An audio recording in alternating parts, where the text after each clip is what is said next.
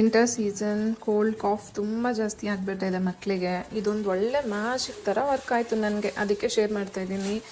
Already ಇಲ್ಲಿ ಕುದೀತಾ ಇದೆ ನೀರಲ್ಲಿ, ಹಾಲಲ್ಲೂ ಕುದಿಸ್ಬೋದು ಇದನ್ನ. ನಾನಿದು ನಿಮ್ಗೆ ನೀರಲ್ಲಿ ತೋರಿಸ್ತಿದ್ದೀನಿ. ಹಾಗೆ ಏನಿದೆ ಗೊತ್ತಾ, ದೊಡ್ಡ ಪಾತ್ರೆ, ಒಂದು 4-5 ಮೆಣಸು ಮತ್ತು ಅರಿಶಿನ ಅದು ಕೊಮ್ಮನ ಕುಟ್ಬಿಟ್ಟು ಹಾಕಿದ್ದೀನಿ ನಾನು.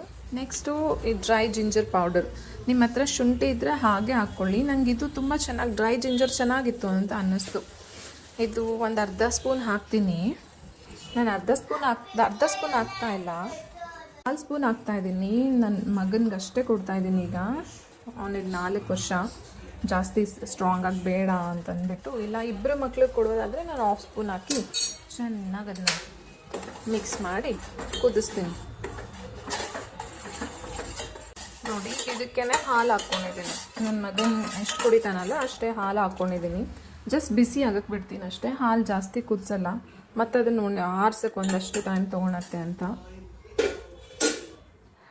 ಸಿರಪ್ ಕೊಡೋದೇ ನಿಲ್ಲಿಸ್ಬಿಟ್ಟೆ ನಾನು. 1 ವೀಕಿಂದ ಸಿರಪ್ ಕೊಟ್ಟು ಸಾಕಾಯಿತು. ಕೊನೆಗೆ ಇದನ್ನು ಕೊಟ್ಟಿದ್ದೆ ಮ್ಯಾಜಿಕ್ ಥರ. ಅವ್ನು ರನಿ ನೋಸು ನಿಂತೋಯ್ತು, ಮಗು ಆರಾಮಾಗಿ ನಿದ್ದೆ ಮಾಡ್ತಿದ್ದಾನೆ ಈಗ ಕೆಮ್ಮಿಂದ.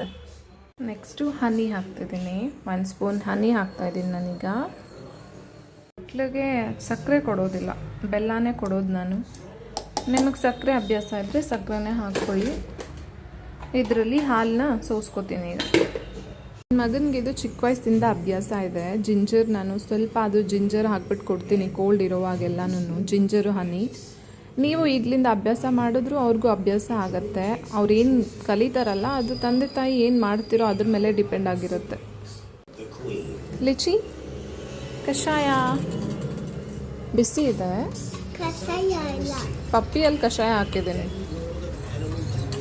ಬಿಸಿ ತಣ್ಣಗಾದ್ಮೇಲೆ ಕುಡಿತ್ಯಾ? ಏನು ಕುಡಿತಾ ಇರೋದು ನೀನು? ತೋರಿಸು ನನಗೆ.